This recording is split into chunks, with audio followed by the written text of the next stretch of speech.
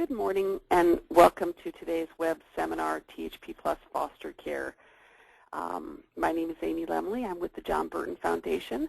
We have people who are still joining the web seminar, so we will begin in just a few moments. Thank you very much.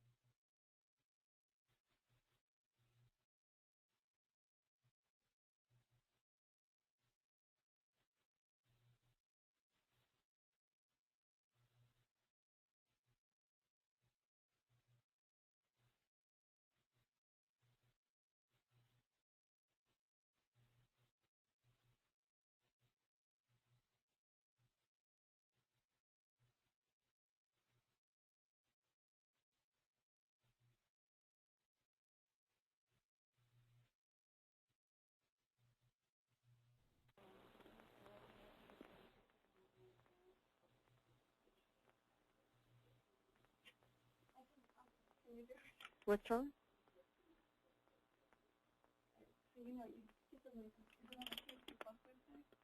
It's on the both websites, so that's where I got it. Right, but you're showing up as an organizer. I am? Oh.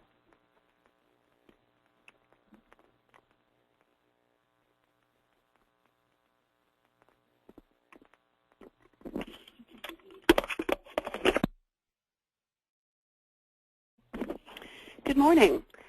My name is Amy Lemley. Welcome to today's web seminar on THP-Plus Foster Care, the All-County Letter 11-53.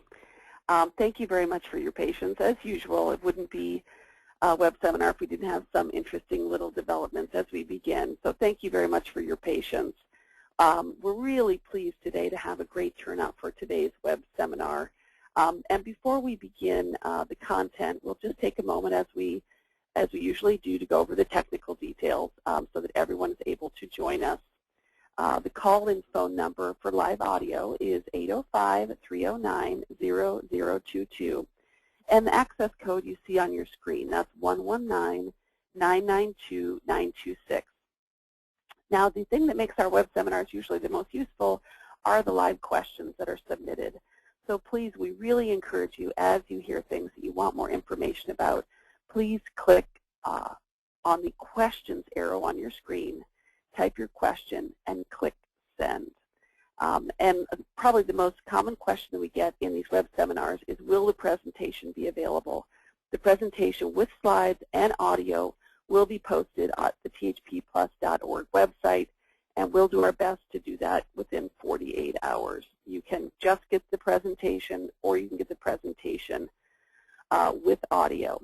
So again, we're delighted to have a good turnout for today's web seminar, reaching a lot of different folks, county representatives, THP-Plus providers, different associations, youth organizations, and hopefully people will find this helpful as we all navigate our way through AB 12 implementation towards January 1st, 2012. The participants on today's web seminar are first myself. I'll be moderating and presenting a little bit later on. My name is Amy Lemley. I'm with the John Burton Foundation. We're also joined today by Lynette Stuvey and Teresa Thurman of the California Department of Social Services. Thank you, Lynette and Teresa, for joining us. Following Lynette and Teresa, we'll hear from Debbie Rauscher with the John Burton Foundation. And we also have on the line Angie Schwartz of the Alliance for Children's Rights, who will be joining us during the Q&A portion of today's web seminar. So just a few moments of introductory comments before we jump in. I think this is not news to any of you, but just to make sure we begin our conversation on a strong foundation of information. As you know, AB 12 created a new foster care placement type for extended foster care, and it is called THP-Plus Foster Care. A common question we get is, will the existing THP Plus program continue to exist? And it's very clear that yes, it will continue to exist. It will exist for young people who elect to not participate in extended foster care, and those vital young people, 21 to 24, who've aged out of care and still continue to have challenges. We know from our recently completed annual report that 1 in 5 THP Plus participants are older youth, 21 to 24. So what we have today is the first all-county letter. And for those of you who are not county representatives or don't interact with the county or interact with the county or the state regularly, the ACL is a set of instructions that are issued by the California Department of Social Services to the counties, which actually operate and implement the state programs. And so this is an all-county letter addressing this new placement type, THP Plus Foster Care. And that's really the focus of today's web seminar. There's a lot more to say about AB 12 than this specific topic. But we are going to limit our conversation today. But I do want to let everyone know that if you do submit questions about other areas of AB 12, such as reentry, such as eligibility, such as the qualifications around group home placement, those questions will not go into a black hole. We will summarize them all and do our best to work with the California Department of Social Services and other AB 12 sponsors to post those replies on the THP Plus website. There's also a lot of very good introductory information in a publication that is currently posted on the THP Plus website, and we'll talk a little bit more about those resources towards the end of today's web seminar. However, before we, again, go into the content, I do want to step back and really say a very, enormous thank you to everyone who has participated and provided input into this all-county letter and throughout the whole stakeholder process. I, as many of you know, have been on maternity leave for the last 6 months, and when I came back, really almost overwhelmed at the tremendous effort that has been put in to ensure that traditionally maybe excluded stakeholders have had the opportunity to contribute to this conversation. And so I summarized some of what's been done. We've had 4 stakeholder meetings, and we had over 500 people, individual, unduplicated people who participated in these, and another 500 who participated in accompanying web seminars that went with them. So thank you for making those trips, for traveling, for taking the time to get informed, and taking the time to help the AB 12 sponsors and the counties and the state get a better understanding of what's going on the ground. Thank you also for completing online surveys, for attending regional meetings, participating on endless conference calls, and for those of you who've been traveling up to the focus area team meetings, I want to thank you also for that. I think California should be very proud of the collective effort that has gone into this. I know it has been a slog, but I think the young people in California are going to benefit tremendously from this collective effort. So I just want to start there. And now I want to turn it over to Lynette Stuvey and Teresa Thurmond. Thank you, Lynette and Teresa, for being here. Good morning, Teresa. And the first thing that I want to do is to look at what is the purpose of this presentation. We're going to provide information about the LOI and the county plan. We'll look at discussing the reasons why we need this information.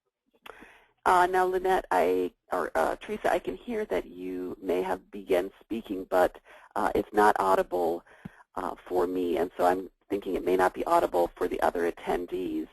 If you could use your telephone, and then we'll pick that up, and everyone will be able to hear your remarks.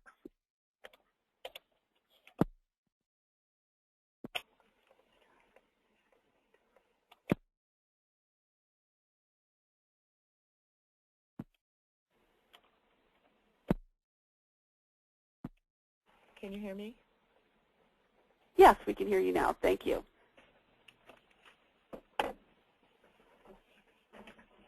Sorry about that. I'm going to have to do it into the speakerphone because all the buttons that I was pushing were not working. There was about 3 different buttons. So, whatever way works for you. Thank you. Thank you, dear. So,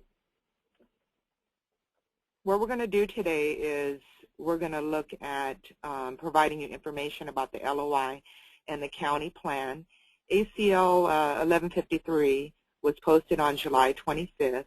And we'll talk about the reasons why CDSS is asking for this information, what is new and what has changed, because as many of you know, right now there are 28 counties that are participating with THPP and about 52 that are participating with THP-Plus, and therefore these counties have already previously submitted county plans.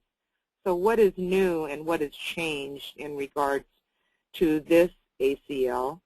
We're going to look at providing the regulations that cover what is requested in the county plan and describe the effects of AB 12 Statutes 2010 on this LOI and county plan process.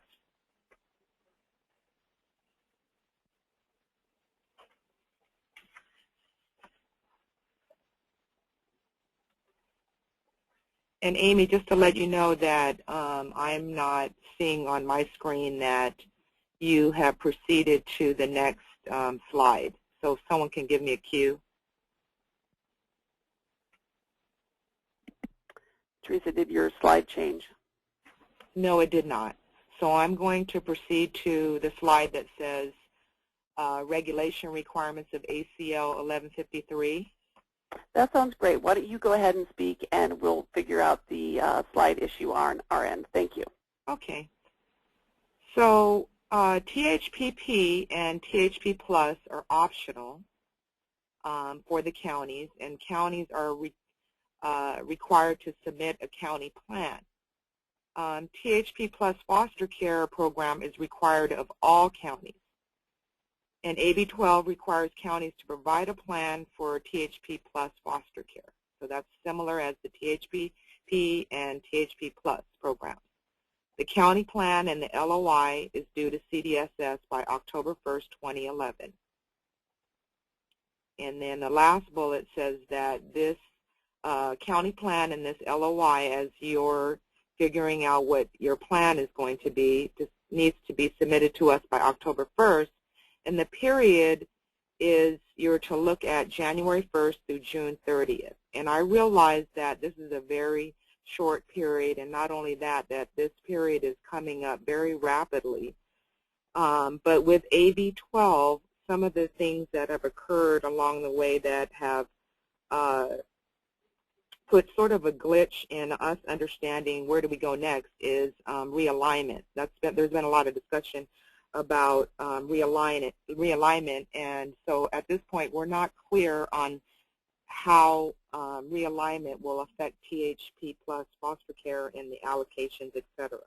But we need to move forward, and whatever information that we do find out, we definitely will keep the counties informed. It is important that folks that are submitting their plans, they need to keep in contact with their fiscal departments as they will receive the information as soon as we receive it as well. I think, Teresa, at this point, just keep presenting, and we're getting closer, but why don't you proceed with the information you have? Thanks. Sure. In addition, future processes for submittal of letters of intent and beyond are unclear at this point. But again, we will keep you all posted and updated as to what's occurring. What we do is we take this information that you submit to us, and we begin to work with our fiscal estimate folks. We use the data to provide to the Legislative Analyst Office.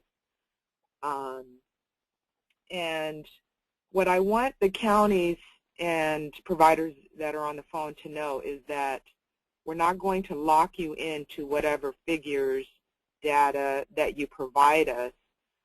We will keep in contact with you because we know that information may change. So if you submit a certain amount of bed placements, numbers, and along the way you change your mind or this figure changes, then it is important that you let us know, as well as we will be checking back with the counties as the time draws near to make some final calculations.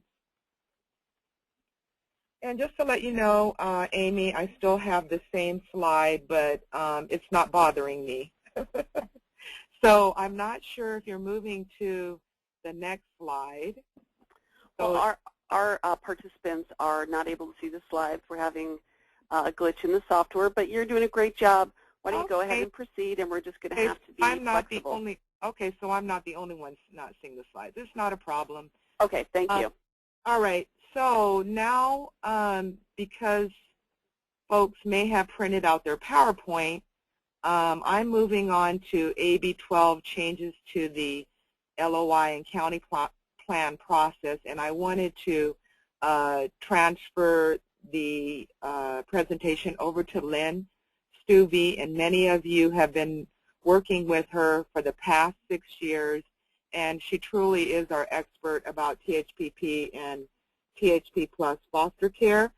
Right now, I did want to point out that like many of you in the counties, as well as providers, because of the budget crisis that California is facing, we too have struggled in the sense of I've been here for 2 years, and we've gone from 5 to 2 folks that are handling quite a few things, from NIDed to ILP to the Transitional Housing Program, and now AB 12. So it's been very difficult, and we wouldn't be able to do this without the sponsors and the stakeholders and all the input that we receive.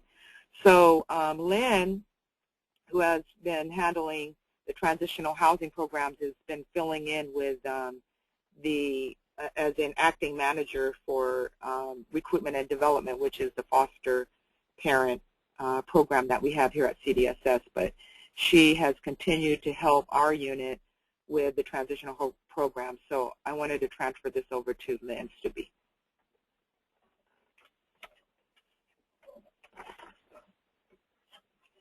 Hi, thanks, Teresa, and thank you for having me here today to discuss the letter of intent and the county plan processes. As Teresa mentioned, I have worked with THPP and THP Plus for quite a while. I was here when THP Plus had 17 counties and a budget of about $12 million. And it reached its peak with about 53 counties and $40 million a couple years ago, and we still are doing pretty good. Our allocation's been around 35 million at a time when other programs have really felt a cut. So we're very fortunate that we still have the funding for THP Plus, and it's a great program, and it's wonderful that it will continue. I'm going to talk to you today about the letter of intent first, and before I talk about that, I just want to say that with THP Plus Foster Care being developed as part of AB 12, it adds one more transitional housing placement option for counties for youth who are in foster care and those who've emancipated from foster care. For THP Plus Foster Care, as many of you probably know, this placement is for non-minor dependents beginning in January 2012 who are young adults who voluntarily stay in foster care, or if they're eligible, will re-enter foster care. And they will have a variety of placement options. One of them will be THP-Plus Foster Care. And the THP-Plus Foster Care placement is very similar to THP-Plus. And so as counties and providers, it's not going to be a huge change to the process. It will just be that you're now working with young adults over 18 who are in foster care. So I want to first start and talk to you about the letter of intent. The letter of intent is our paperwork that we use to develop our estimate of what the county's needs are for our programs. So Lynn, the need. Amy, could I interrupt you for just one Sure. moment? We're getting a lot of questions about the presentation, and I really appreciate everyone's patience. We're just having some type of bug in the GoToWebinar technology where the presentation's not showing. So we're going to just email you all the presentation. So you'll be getting it. We have your email because of your registration. Really appreciate your patience, and I just wanted to briefly interrupt with that announcement so that people can understand it's not your computer. No one is able to see the presentation, including the presenters. So thanks for your patience, and I'll turn it back to you, Lynn. So Amy, this is Teresa, when folks when you send it over to them, we'll have Lynn just say what slide we're on so they can follow. That sounds great. Thank you. And we're just going to keep going in the meantime. Okay. Okay, great. So I'm currently, when you get your slides, I'm currently on slide 9, and I'm going to be talking about the letter of intent. The letter of intent is not new, and many counties who participate in THPP and THP-Plus are very familiar with this form. The letter of intent gives the department information about the transitional housing programs, and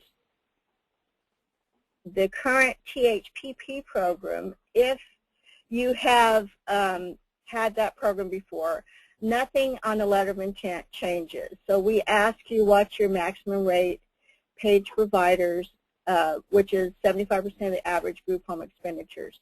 I will be talking about that little section there a little later in the presentation.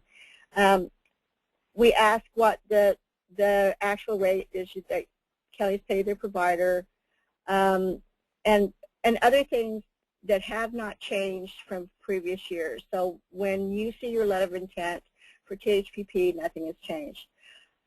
THP Plus and THP Plus Foster Care, the THP Plus has changed because with the addition of THP Plus Foster Care, there are linkages between the two programs, and so you will see somewhat of the same questions on both of those programs. And we ask you specifically on the form what kind of the number of placements that you are anticipating that you're going to have for all three programs. And later on in the webinar, there will be a discussion on how to estimate some of those placement requests that you want. So just letting you know that we will try to answer all your questions as we go. So the letter of intent is the form that you would submit that gives us our information to develop our estimate. I'm going to slide 10.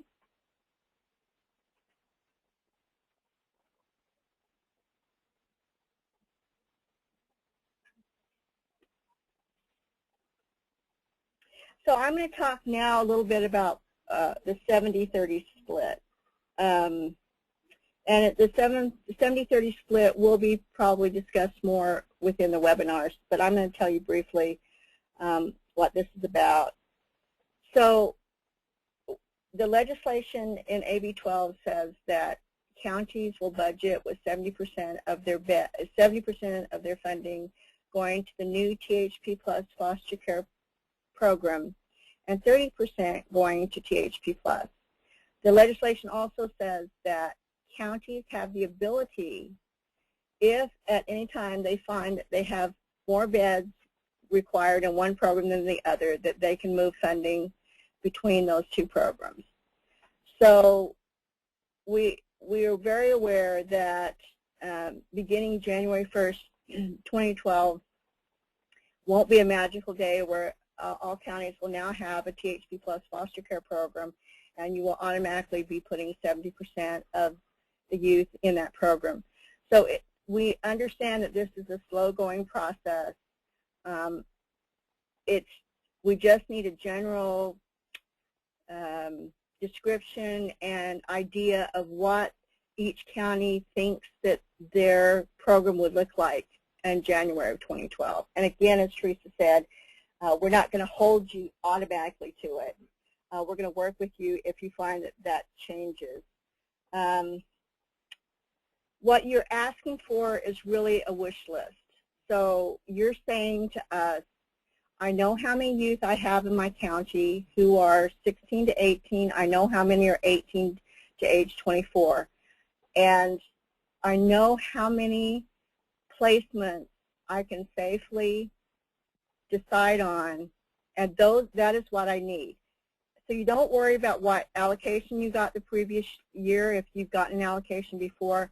You worry about really what your need is. And what we turn into our estimates, folks, is always about need. It's not about what the previous allocation was. So now I'm going to move on to the county plan, and that's on page 11. So I'm sorry, slide 11 is on my page. Just to let you know that, again, if you were a THPP or a THP-Plus county, which a majority of counties did participate in THP-Plus, you're familiar with the county plan process. And this year we developed a county plan where we made sure that we put all three programs in one county plan. In years past, we had done a separate THPP and a separate THP-Plus plan, which worked for if you needed information about the separate programs, because they are supposed to be somewhat different because of the age range. But now we're adding one more program, transitional housing program. So we wanted to make sure that we gave you an ease of filling out the plan. So we put all three plans together in one basic plan. Now, if you're a county that's already submitted a THP-Plus or a THPP plan, we are asking you to resubmit your plan this year. You might be wondering why that is, and it's because we're kind of at a start over point, and we really need to know now what your programs will look like in January. So I apologize if those counties that have current plans have to start all over again to redo the plans, but it is important and it is good to relook at your plans every once in a while and to see if there's changes that need to be made.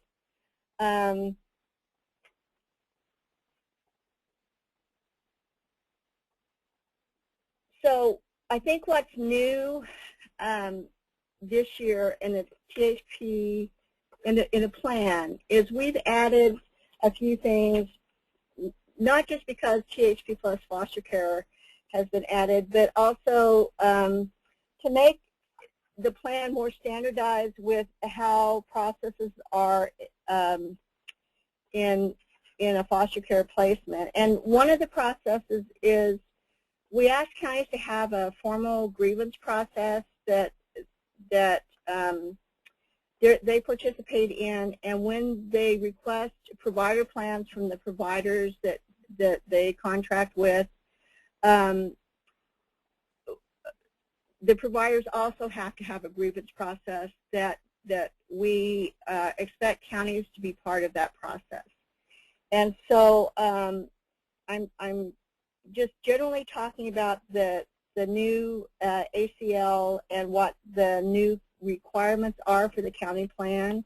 I'm not going to go over the full county plan because it's just too many pages. But one of the things I could say is that because THPP and THP-Plus in statute says that you have to have admission criteria, we would need providers, counties and their providers, to talk about admission criteria for THPP and THP-Plus.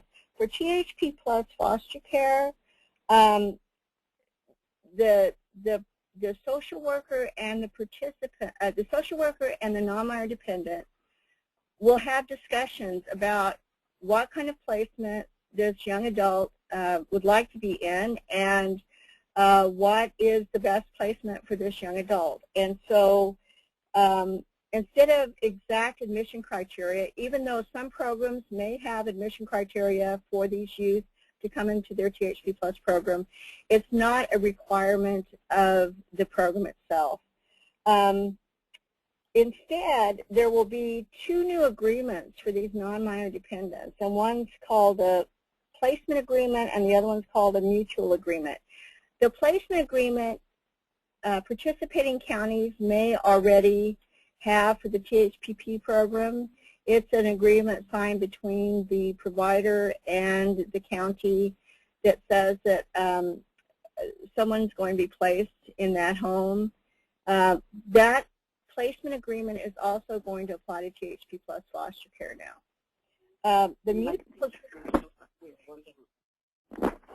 And we are currently working to finalize that placement agreement in our work group. Amy? Okay, I'm going to continue. Oh, no, excuse me, that was an error. Then no problem. So this is really exciting today. We are really working through technology. This is wonderful. The other thing that I need to tell you is that there will be several new forms, but the other one I want to talk about today is the mutual agreement that will be signed between a non-minor dependent and the social worker when the non-minor dependent stays in foster care or chooses to re-enter foster care. And that mutual agreement really outlines what the participant agrees to do, the 5 participation criteria, which is work, going to school,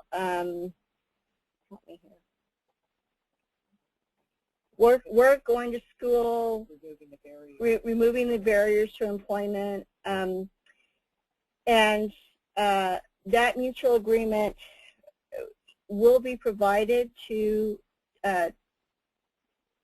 is it mutual placement? Well, the eligibility folks in the county, and I believe the placement agreement will be provided to the THP-Plus providers. So processes are still being worked out.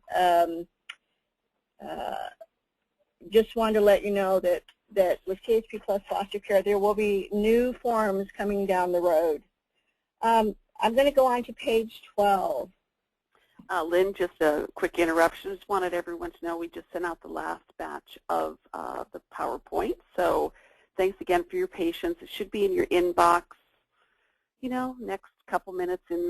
It's been sent, and Lynn is on page 12. So just a quick update on that. Okay, thank you. Okay, so counties can utilize providers in their counties. They can also utilize providers located in other counties. The current THPP and the THP-Plus process is that counties individually contract with providers within or without of their counties.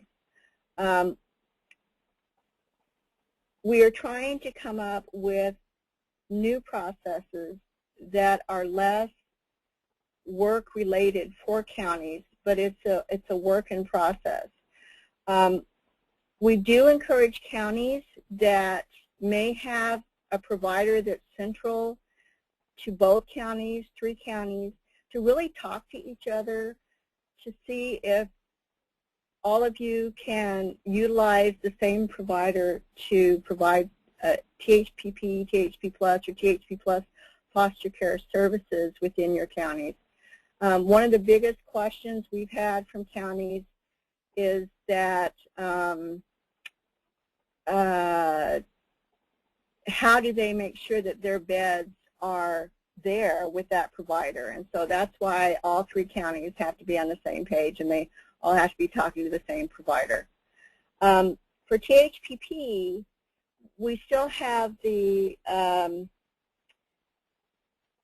various rates for different counties. That did not change with the new legislation. For THP-Plus and THP-Plus Foster Care, there is a work group currently underway that's developing a new rate structure for both programs. So providers will have a set rate in all counties for both THP-Plus and THP-Plus Foster Care. So it will be an easier way to work with counties to work together when they're working with single providers. And the information about the new rates will come out in a separate ACL, and it will tell you how that rate structure was developed. You can still have MOUs, interagency agreements, but the department does not require you to have those, but you may want to talk to, counties may want to talk to the county council to find out what, or their contracts folks to find out what the policy is in their county. AB 212 is currently in the process of going through legislation, and one of the discussions, or one of the intents of the new bill, is that if a county decides that they only want to do THP-Plus and not THP-Plus Foster Care and not THP-Plus, they would be receiving funding based on their operation of the THP-Plus Foster Care only. Because we're not quite sure of how realignment will affect our processes here in the department and county processes, this expectation will have to be re-looked at, and at some later date we will be discussing how this process will actually work. So for right now, there is an allocation being developed. It's in process. This allocation is based on the realignment instructions outlined in AB 118 Statutes of 210. And it actually has moved from our unit here in the department to our fiscal unit. And so you will be seeing the allocation come out, and we're on page 13. You will see the allocation come out in a county fiscal letter where it was normally going to come out in all county letters. So just giving you a heads up on that. We wanted you to know, Amy, also that we have some information on our screen. Yes, we have been working away like busy little beavers to try and address this. I'm not the person you want to be your technical consultant, I'll promise you all that, but Debbie Rusher is. So thank you, Debbie, for figuring that out. And but you all should have it in your email box too. So one way or the other, we're working to get the information out. And sorry to interrupt you, Lynn. Not a problem. The other thing I need to talk to you about is the fact that some counties can't fiscally, they don't have the monetary means to participate in THP-Plus. So in 2009, the department issued a question and answer ACIN I-4009 that talks about whether a county cannot participate in THP-Plus, whether their youth can participate. The law says that a county, in order for a youth to participate in THP-Plus, they must have emancipated from a county that chooses to participate. And how the county chooses to participate is through a county plan. So the decision was made that counties that cannot monetarily participate in THP-Plus must at least have a county plan on file with the department. you can use the basic county plan template that is on the THP-Plus.org website under resources. Send us your plan in. You have to have a plan for THP-Plus Foster Care.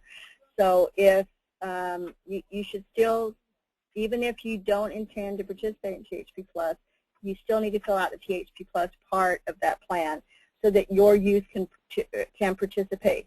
That statute did not change with AB 12. And this allows your youth, even if they can't participate in your county, maybe they can go to an adjoining county and participate in programs in other counties. So it will help those youth very much. The last thing I want to say on slide 13 is we do have approval standards that we are developing for THP-Plus Foster Care. AB 12 minimum approval standards listed in Health and Safety Code section 1502.7 talks about the requirement for non-minor dependents in licensed facilities and how they would be treated, and that also would go for non-minor dependents who are in approved facilities.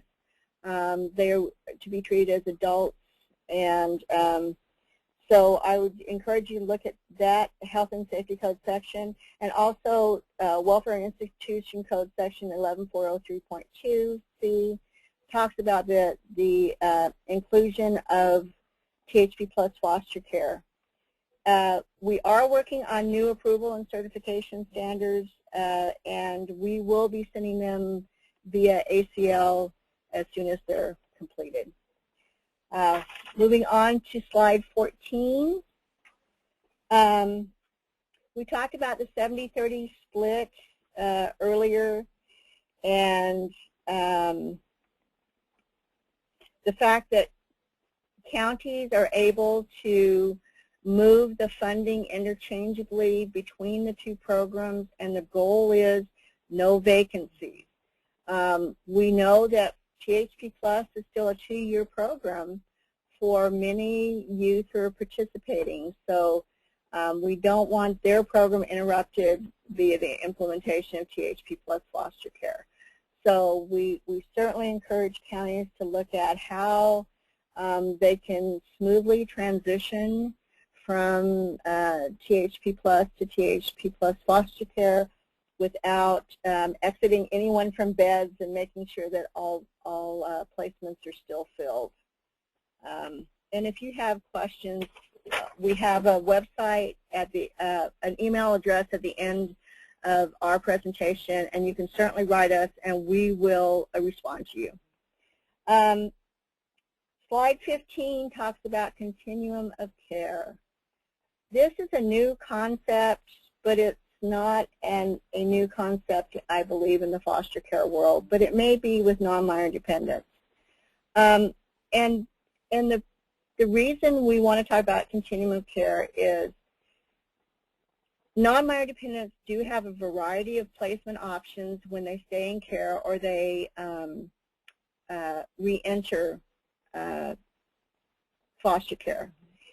But the idea is always a permanent connection. It is always that when these young adults leave foster care, they're able to take care of themselves. They're able to do anything any other young person does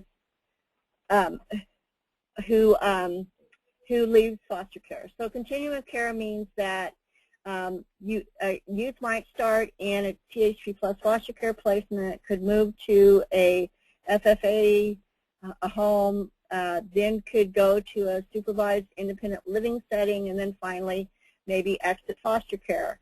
And so we want providers and counties to look at that as they develop their plan and talk about how they will do the continuum of care to these non-minor dependents. So on to slide 16, monitoring. Again, this is not new, but we just want to reiterate that counties who have THPP and THP-Plus programs need to be very involved with their providers in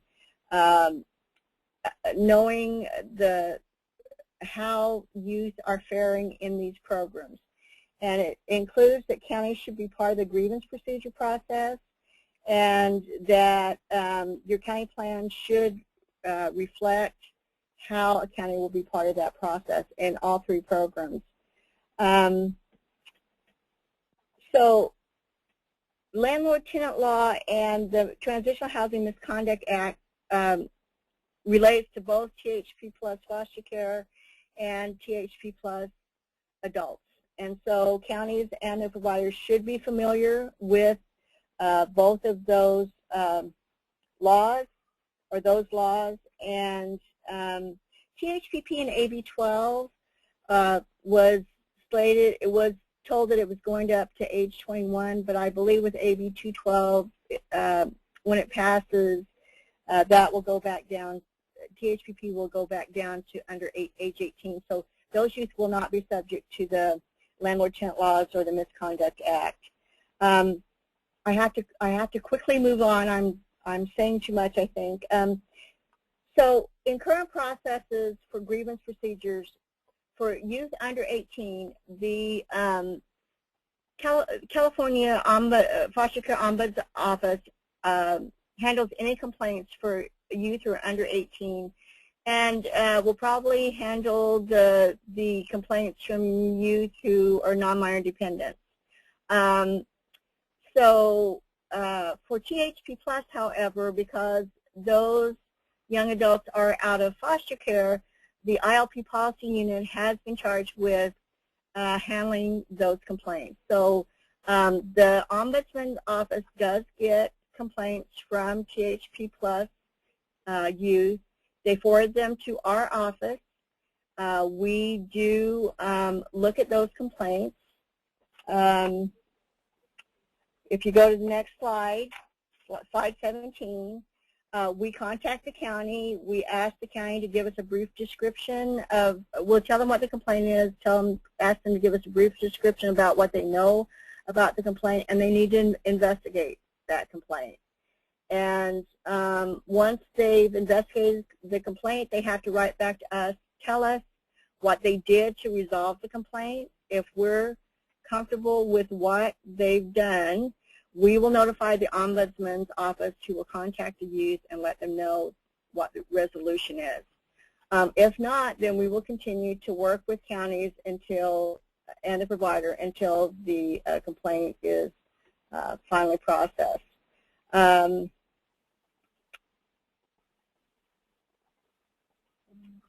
So I think we're done with this slide. Let's move on to slide 18. So counties are required to report for THPP, THP Plus, and THP Plus Foster Care as requested by the CDSS, and we're asking for both data and or narrative information. We currently use the ILP narrative that is provided by counties every year that has both THPP and THP Plus information listed on it, and also probably will include THP Plus Foster Care information next year. And so it's important that you give us the most complete data you possibly can on that report. We provide data to the Legislature, the Department of Finance, and to the Governor's Office, and so it's really important that the data that you provide to us is accurate and that it's up to date. There's also the SOCH 405X that's being developed as a result of AB 12, and that will be talking about non-minor dependence and care. So you'll see this coming along the pike soon. Slide 19, there is a new appeals process that participants have, and it says in THP Plus regulation that participants must be given an appeals process prior to the loss of benefits or services. That also applies to THP-Plus Foster Care youth.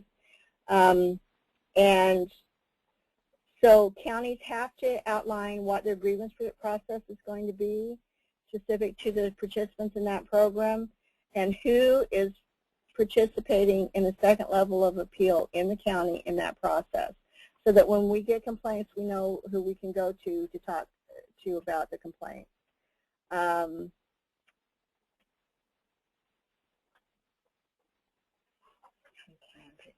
So if you have any questions about the new appeal process and what we're required, feel free to send an email to the department and we will answer your questions as soon as possible. I think I'm done with my presentation. Any questions of this ACL or any questions in general can be forwarded to the ILP policy at dss.ca.gov mailbox. Thank you. Thanks, Lynn. Really appreciate it. I know you have a lot of content to cover and hope we did not rush you in any way. We wanted to make sure there was time to talk about the estimating and then make sure to get people's questions. We got a lot of different questions, and but before we get those, we're going to hand it over to Debbie, who's going to talk about some strategies for estimating on the letter of intent. Just a point of clarification, this was originally to be presented by Diana Boyer from the California Welfare Directors Association. However, Diana is on jury duty, so we want to thank CWDA for working with us in the development of this material, and we'll hand it over to Debbie to present this. Hi, thanks everybody. And thank you for your patience with our technical difficulties. We're getting a lot of questions about getting the PowerPoint, and so just for everybody's information, I will be sending the PowerPoint out again to everybody who registered for the web seminar later this afternoon. So everybody will have access to the full PowerPoint later today. You should be getting it.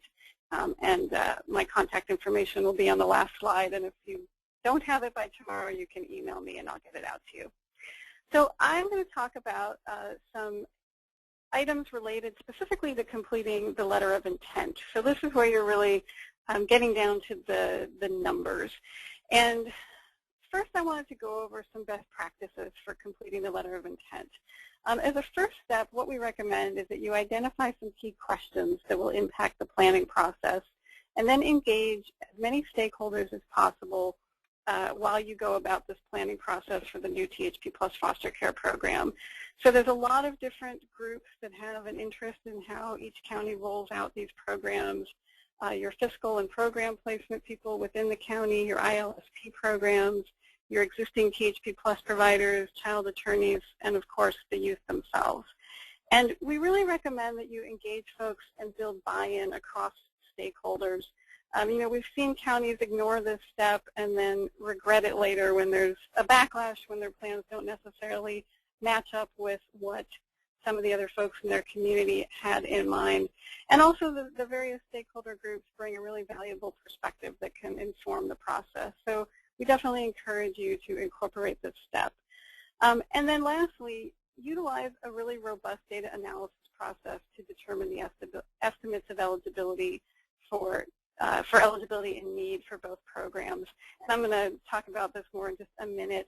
But rather than just sort of taking your best guess, we really encourage counties to put some thought into what exactly is the mechanism that you're going to use to come up with these numbers. So first I'm going to talk about determining the eligibility numbers. So I'm not going to talk about the THPP column because nothing has changed from last year for those estimates, so that would be done the same way that you've done it in the past. I'm just going to start with the THP Plus, which is the second column. So you'll see on the screen I've highlighted the box on the LOI that I'm referring to here. What we recommend is that you determine the total number of youth 18 to 24 who have aged out of foster care in your county or who will age out before January 1st, 2012. And you can do this using the UC Berkeley CSSR database. In addition, you'll see at the end of our presentation, there's information about our website, and we will post some information that will be helpful to counties in this regard as well. Once you get to that estimate, and remember that we're talking about looking at the full 6 years of cohort to get to this number. So we're not talking about just the 18-year-olds who are aging out this year, but you're looking at 6 years worth of numbers of who's aged out. From this, then you basically apply the most credible estimate you can come up with of the number of these youth who will likely experience homelessness. This can be, you can use an estimate based on information collected by your own county or available research. At the John Burton Foundation, we tend to use the figure of 19%, which is based on a study conducted by the Urban Institute in Los Angeles. But if you have a different number that it seems more appropriate for your county, that's fine too. But you want to sort of come up with your best number for what percentage of this total group are likely to be homeless. And once you look at that percentage, you just multiply that percentage by the total number who have aged out, and that'll give you the number who are eligible. So again, this is the big, big picture, the entire universe of anybody who could potentially be eligible for the THP-Plus program. For THP-Plus Foster Care, you're going to determine eligibility in a different way. Basically, the eligibility is going to include anybody who's going to be eligible for AB 12 during the period covered by the LOI. So you're going to look at the number of people in your county who are going to turn 18 between January 1st, 2012 and June 30th, 2012. You also want to include those people who are subject to the completion rule who will be in care as of January 1st, 2012.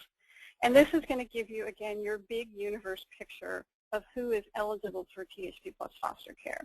So even though we know 100% of the people who are eligible for AB 12 are not going to opt for THP-Plus Foster Care, there's a lot of other placement options. For this number, again, we're looking at eligibility, not just who we think is likely to enter into the program. So it really should be this big picture number of everybody who's potentially eligible for that program.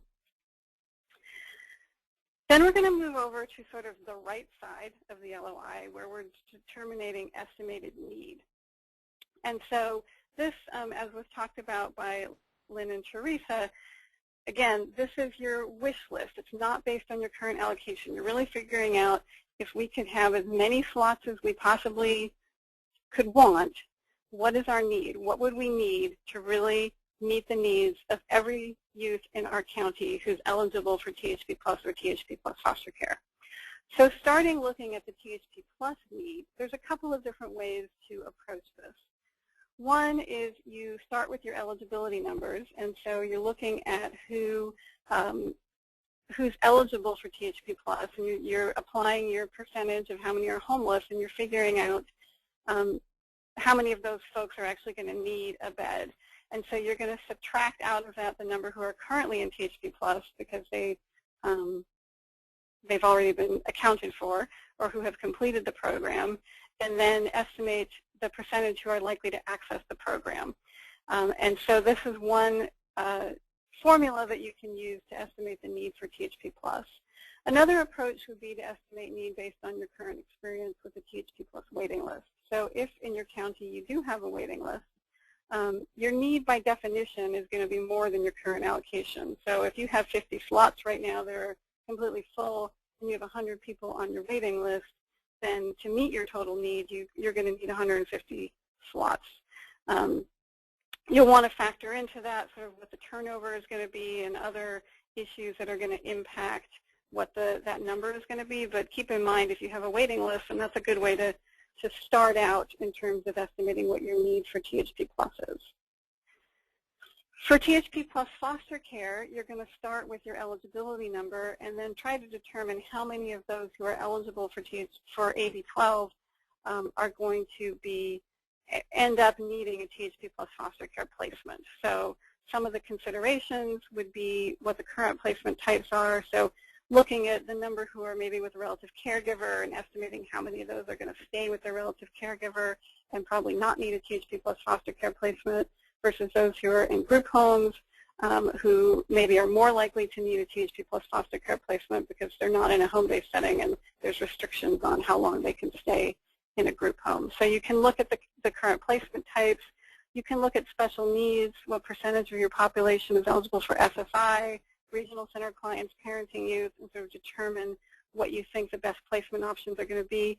And then, of course, participant preference. So part of the process, because these non-minor dependents are now adults, is not just the question of the county determining the best placement option, but it's a iterative process with the young person to determine what their preference is, and do they want to stay in a home-based setting, or do they have a preference to live in a shared apartment like a THP-Plus Foster Care setting. And so you can use these considerations to sort of look at your overall eligibility and figure out how many of those folks do you think are going to ultimately need THP-Plus Foster Care placement. There are some challenges in coming to these estimated needs. It's not a straightforward science, and so we do want to acknowledge that, and you should keep these in mind as you're making your estimates. One is that it's unknown if the turnover rates in THP-Plus Foster Care are going to mirror those in THP-Plus or be different. It's unknown how many youth will prefer THP-Plus Foster Care, since there'll be other placement options available under AB 12. So right now, THP-Plus is sort of the only show in town in terms of a housing option for somebody who's turned 18 in the foster care system. As everybody knows, that's no longer going to be the case. There's going to be other options available, and so that does create an unknown factor.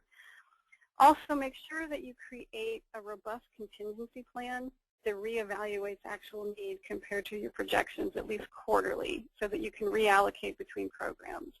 So this program and these estimates are intended to be flexible. It's okay if you don't get it exactly right the first time around, as long as you have a good and timely process for reallocating. So you really need to be looking regularly at what did you estimate, how are you allocating the beds, and is that really meeting your needs? You don't want to end up leaving beds vacant because you misallocated what your need is going to be and then didn't have a good process for reallocating partway through. In terms of determining the timeline to reach the 70-30 split, which is a question that's asked in the county plan, you can look at the current tenure of those in your existing THP Plus placements and estimate what the date of exit should be in order to come to an estimate of the timeline. You should honor your commitments to youth currently in THP Plus, so you should not be asking people to leave the THP Plus program early in order to make room for THP Plus Foster Care. There's no set timeline for how quickly this has to happen, and so there's no reason to do that. You should determine the appropriate balance between making your slots that become available to THP Plus Foster Care youth versus those who are on your THP Plus waiting list. So you don't have to cut off access to those in your THP Plus program. You can continue to make some slots available for THP Plus as you move towards the 70-30 split. And you should take into consideration what the estimated turnover and model demand is. So we're really encouraging counties to be realistic about the timeline. Don't underestimate how long it's going to take. If you look at your THP Plus waiting list and you want to make sure that you're letting a certain number of youth move off of that waiting list over time, that is obviously going to slow down the process potentially of getting to the 70-30 split. So you want to take that into consideration and really be realistic that it may take several years to actually get to the point of reaching the 70-30 split.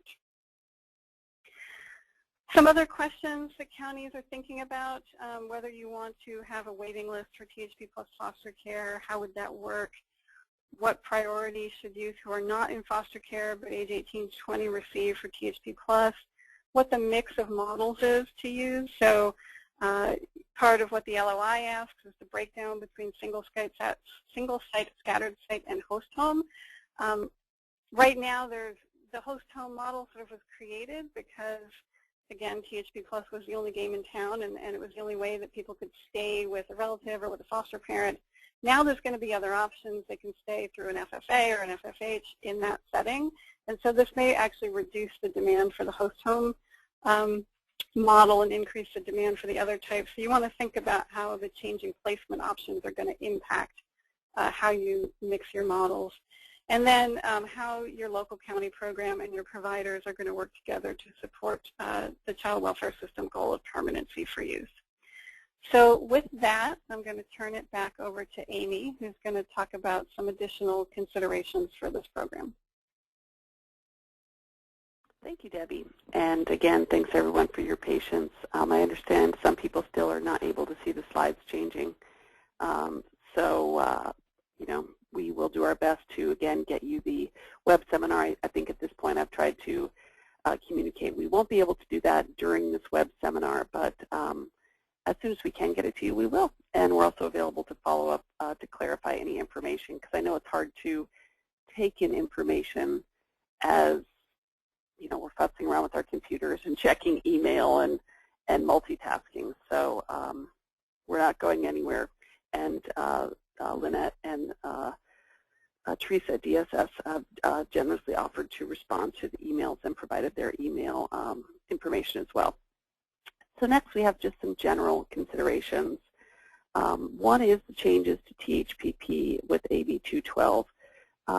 Several people have asked kind of what stage AB 212 is in, and it's in the final stages of the legislative process. And so with that, that will mean changes to THPP, namely specifying, you know, the upper age limit.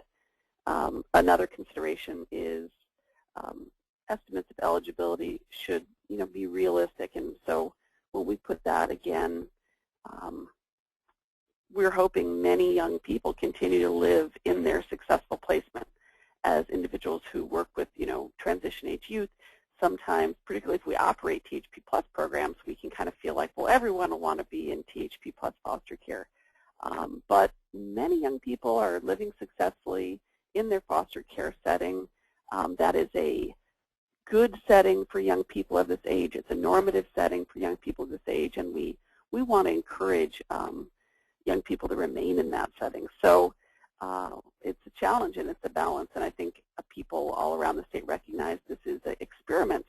You know, all we know is that we don't really know what choices the young people are going to make, and so let's do our best to create that capacity, but also learn from the process and adjust accordingly. I think a point that Lynn and Teresa have been very clear on is do not underestimate based on the limitations in previous year's allocations. The phrase that they have used with us repeatedly is, this is your wish list. This is thinking about the program holistically, thinking about, you know, AB 12 unfolding. What do you want it to look like in your county? As Teresa said, you know, with realignment, the fiscal landscape is going to look very different. None of us have a crystal ball, but put on your program hat, think about the young people transitioning out of care, set aside those other considerations, and do your best to try and sketch out what your county needs, not based on existing allocations. And again, we're available to help as you would like it. So one other thing we want to just raise, and we're going to do another web seminar on this, is fair housing issues, specifically the Transitional Housing and Misconduct Act. We have done a web seminar on this in the past. I think what's really interesting about AB 12 is, and about THP Plus Foster Care specifically, is the plan has to describe compliance with the landlord tenant law and or the Transitional Housing Misconduct Act. And I really want to encourage people to really identify one person in their organization who is going to have the time allocated to get informed about this. Truthfully, the foster care system is a housing program. We don't often think about it that way, but for 18 to 21-year-olds, it is most definitely one. And so we must comply with landlord and fair housing law. And the only way to start to begin to do that is to get informed about it. And I know as a person who was formerly in the provider world, I found it kind of surprising, honestly. It brings a new kind of perspective to the relationship between the program and the individual.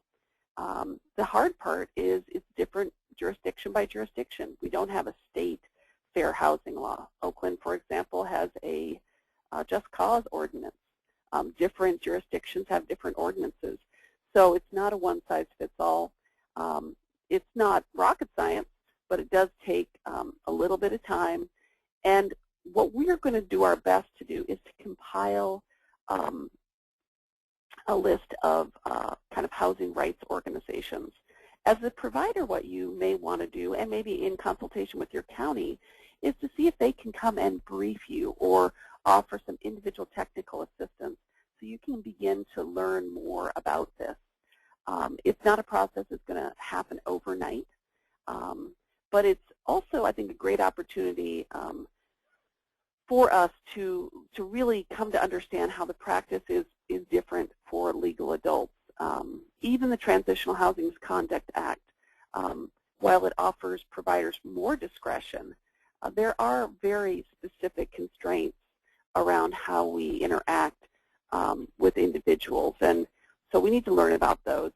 This link on the slide has 2 links to 2 good resources, and my feeling is we're going to be doing a lot more TA around this as AB 12 unfolds, not just around THP-Plus Foster Care, but also around the SILP, because again, we are working with legal adults in a housing setting, and just because they're in foster care, it doesn't trump all of their housing rights, and I'm sure no one thinks it does, but what that means, we have to kind of try and drill down to the highest level of specificity so that we can have good practice. Next slide, please.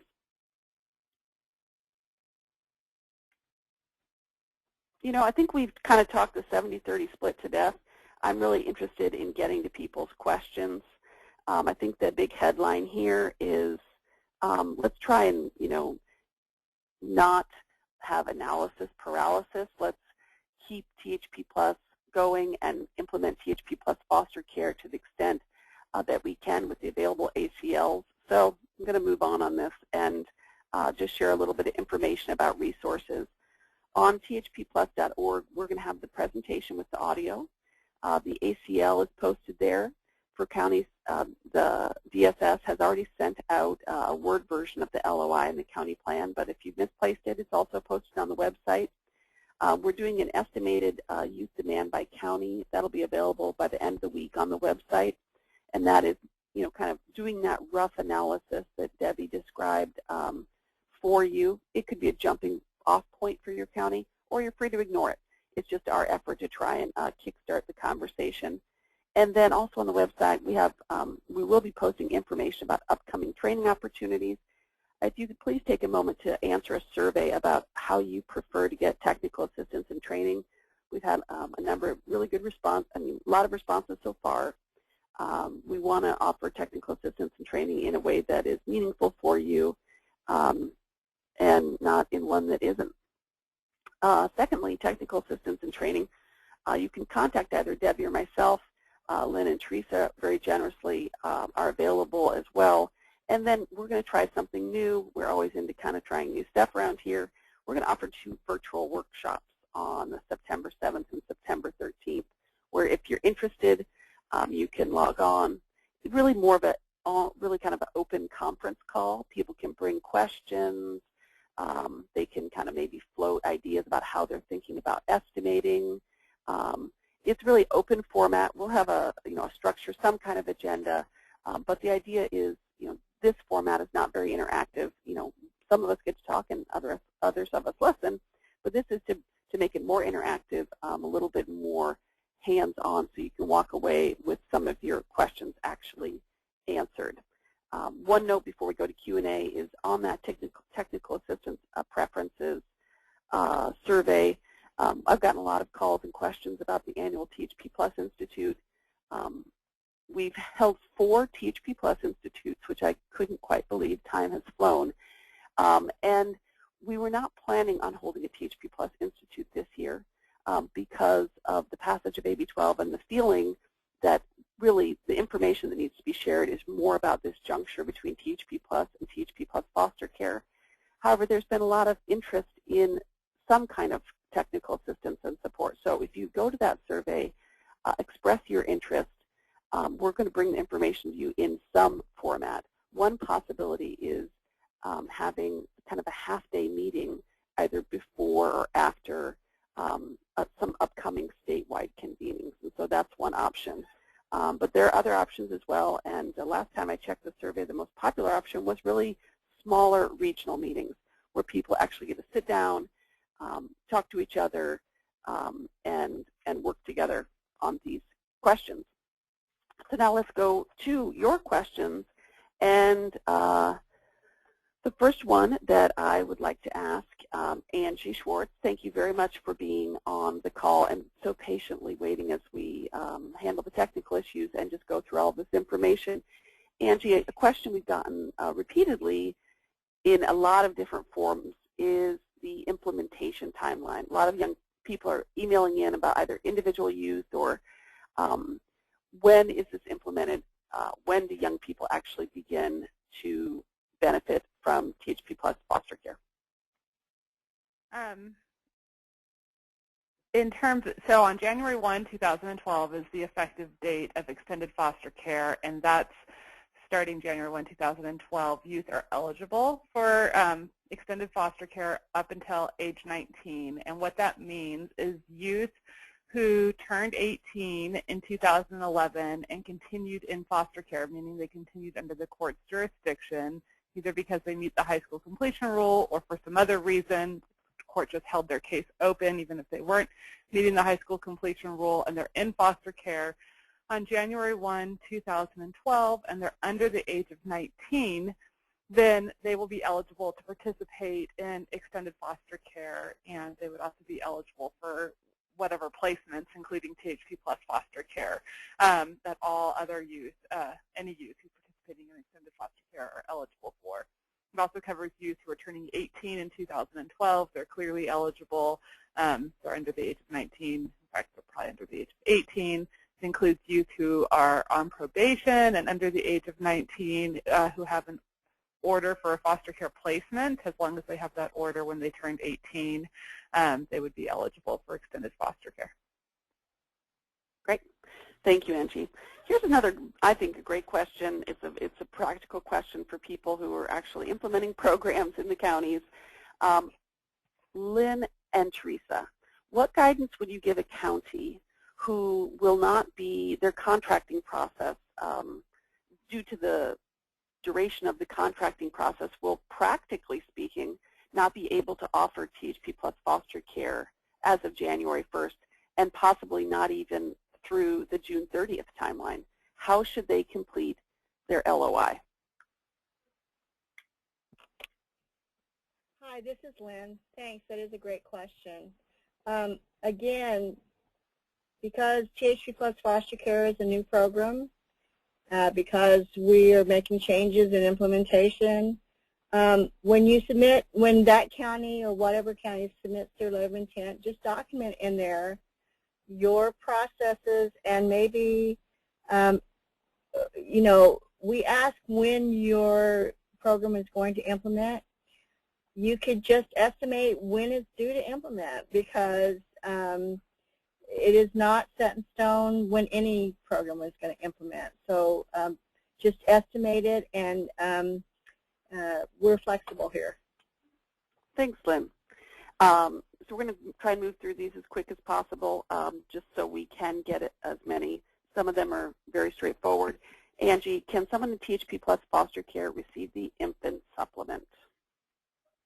In THP-Plus Foster Care, the rate is specific to THP-Plus Foster Care. I think the infant supplement is a rate that's for a person who's in a foster family home or receiving a foster family home rate. So I do not think it applies to those that are in THP-Plus Foster Care.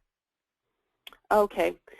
Debbie's kind of giving me a little bit of a funny look, so I think I want to circle back with the THP-Plus rate work group. I hear what you're saying, and maybe let's get a little bit of clarification around that. But it's a great question. It is. Yeah, I'm not positive, but that's always been my understanding, that the infant supplement applies to those that are in a foster family home rate. Okay. Another question is as a THP-Plus provider, is the plan something that my organization completes? So, Lynn and Teresa, quick clarification on that. Hi, it's Lynn again. The plan that we sent out to counties, the department sent out to counties, is the county's plan. So the county is telling us how they intend to run their programs. The county will turn around and with whomever the county contracts with or chooses to use as the provider will require a provider plan from the individual provider. And there's a great document on publication on THP-Plus.org website called Implementing a THP-Plus Program that can actually be used in any program that kind of outlines what you need as a provider to know to implement your own program. And so again, a county will require from a provider to have their own provider plan submitted. Okay. Next question is around the placement agreement. I think you covered this, Lynn, but briefly, under THP-Plus Foster Care, will there be a placement agreement between the placing county and the THP-Plus Foster Care provider? And when will that placement agreement be available?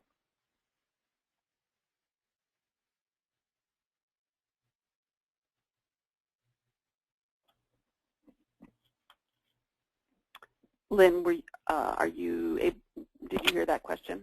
Yes. Okay. You hear me now? Yes, thank you. It's my own technical difficulty. I apologize. There will be a placement agreement. It's currently being worked on in the work group. There will be a whole series of forms that come out on the different programs, the SILP that Amy discussed, and also for THP-Plus Foster Care, and the placement agreement will be one of the forms that comes out. Okay, thank you very much. Another question is, has there been any conversation about using THP-Plus Foster Care for youth crisis shelters in the event that there are no other placement options? Well, to date, I have not been part of any conversation about using youth crisis shelters. Really, the intent of THP-Plus Foster Care, THP-Plus Foster Care is in AB 12 modeled after THP-Plus. And that is, a safe, affordable housing with a full spectrum of supportive services. So our hope is for that full, robust range of resources to be available for young people who participate in the program. Another question that's kind of interesting is, what if a county never gets to the 70-30 split because remaining in care is just not the way the 18-year-olds want to go? I think it's an interesting question. Angie, would you like to answer or share your thoughts about it? I mean, I think truly there's no answer to this in statute or in any proposed ACL, but Angie or Lynn or Teresa. Yeah, I'm not sure I'm the best person to answer that question. Okay. Or Debbie may be more appropriate, actually. Well, actually, Lynn or Teresa, this is about a 70-30 split, so and it's about the letter of intent. Would you share your thoughts on that? This is Teresa, and we had discussed about the flexibility, as far as the timeline and when the counties need to get to that point. However, it's really important that the counties and us communicate back and forth if you're having any difficulties so that we can provide the technical assistance. Okay. The next question is also for Lynn and Teresa. Does the county plan need to include only the topics specified? There's no information requested for budget or day-to-day operations. Again, what we sent out to counties was for the county input. The county should and will require from the provider a budget of how they will operate their program. In the past, for THPP and THP-Plus, the department has sent out a basic budget worksheet, and the worksheet is you look at one participant for 1 month, and you break out all the costs that are involved with that participant, both direct and indirect costs. And based on one participant, it kind of gives you an average of what all your participants would look like in that program. But for the county, we do not require the county to work out a budget. Okay, thank you, Lynn. Next question, Angie, is a benefits question. I know your favorite kind. So the question is, if no assistance is being given to parenting youth in THP Plus Foster Care, and I think that's an open question. I mean, well, I don't think that is maybe exactly the way we characterize it. I think the bigger question, which is part of this, is can youth in extended foster care apply for cash aid or food stamps? That is a good question. So if the minor themselves is getting a foster care rate, but the infant is not getting an infant supplement, I guess the question is whether or not they can get CalWORKs for the minor child. And I think I'm going to have to look at the statute on that.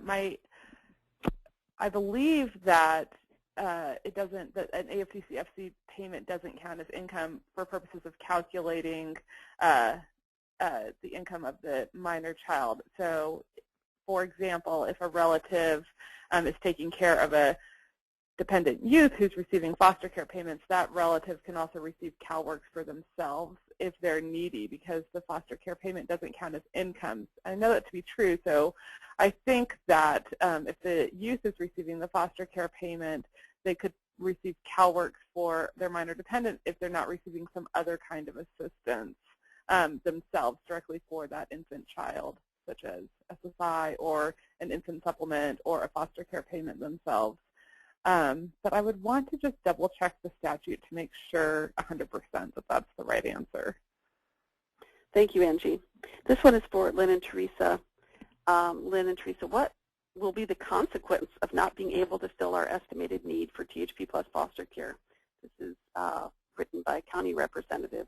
I mean, from what I'm hearing you say is people should make their best faith effort. But what would you like to add anything to that? I think you're exactly right, Amy. This isn't an exact science, and you have to look at what the need is greatest in your county, and everything is an estimate. You're trying to estimate what your need is based on the reality of the youth and the young adults you have in your county that may have needs. So there's nothing in statute that talks about penalty if you don't do it. We just encourage you to do your best to make sure that you fill the beds. And I just want to stress again about communication. Communication with those counties that are surrounding your county, perhaps one of the counties that is right next door may be able to utilize what you're not able to utilize. So communication with us, as well as working collaboratively with the counties that are within your region. Because I think that's an excellent point, and I'm really, I'm sure everyone on the call knows about this, but for counties who are not involved with the CWDA THP Plus committee, really encourage you to do that. Nick Honey of Sonoma County is, along with Teresa, I believe, are co-chairs, and that's a great monthly forum for this information sharing for counties, and I think it's been a real effective process for for this information sharing. So again, Nick Honey with the Sonoma County, and we can make sure the counties who are interested in calling into or participating in that next meeting are informed of it. It's, again, a good county forum so that, particularly if you aren't already working closely with your neighboring counties on this program, many people are, but if you're not, to connect with those other counties.